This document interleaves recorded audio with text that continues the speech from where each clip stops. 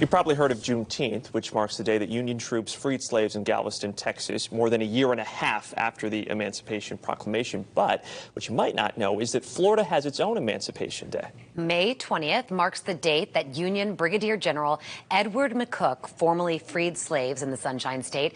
And his celebrations are set for this weekend. 10 Investigates' Emerald Morrow takes us to Ellenton, where a woman's search for the past has her pushing for change today.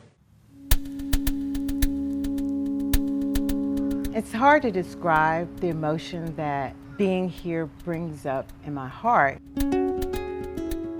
Is Nelson here? How can I contact Mariah? Maybe I want to share the space with them. Space that was never truly theirs. Nelson was owned by Robert Gamble, the Gamble family.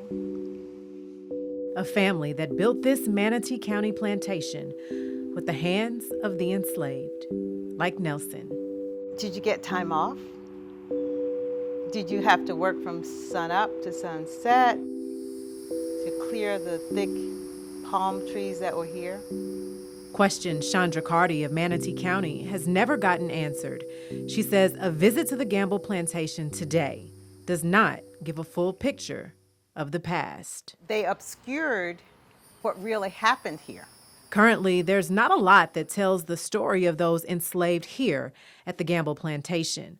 The few things that do don't seem to have much context. A display with their names in the museum center lacks a museum label for visitors to understand what they're seeing. I want to see, when I go into the little information booth, to see the story of specific slaves, to see Nelson Burton's story, because life is a story. A personal story for Cardi, who traces her roots directly to Nelson Burton, who married Cardi's great-great-grandmother, Mariah.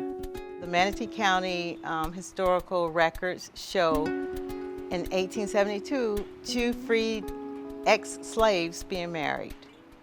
And that's where our family history picks up. Historians say in the 1840s, Confederate Major Robert Gamble used slave labor to build a sugar plantation here on 3,500 acres of land. As somebody who studies history and believes in the thorough and full telling of history, it makes me sad that the stories of particular people that lived here, died here, worked here, are not being told. Today, the plantation is a state Confederate shrine, honoring Confederate cabinet member Judah P. Benjamin. He stayed here a short time before escaping the country at the end of the Civil War. The United Daughters of the Confederacy later took over the mansion and signed over the deed to the state in 1926. It's now a state park where you can tour, picnic, and even get married. To be in line with how contemporary historians, contemporary museums, anthropologists try to interpret these public heritage sites, there needs to be a significant push to foreground the stories of the enslaved laborers here, right? Be honest about what was happening here, and that there were 190 people who were owned and forced to live and work here. Deal with these dark histories, talk about them, not be afraid of them, but give honor to the people who lived in the past. But building a more inclusive history has been hard. 10 Investigates got records going back to the 1970s that show the United Daughters of the Confederacy made an agreement with the state to limit the plantation's interpretation, mostly to its Confederate themes. When a state park leader proposed a few changes, he faced a lot of resistance.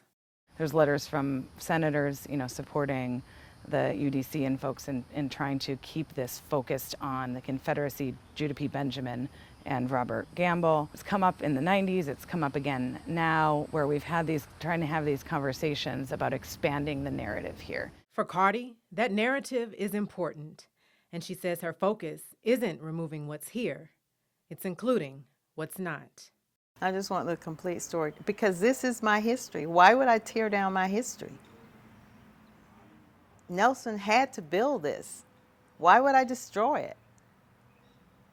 So, She's calling on the park, state lawmakers, even the governor, to open the doors for a more balanced version of history.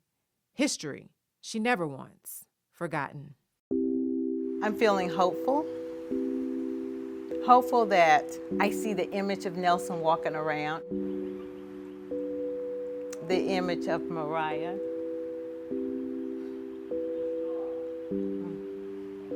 And they say, job well done. You finally got our story out so everybody can understand what it was like living here.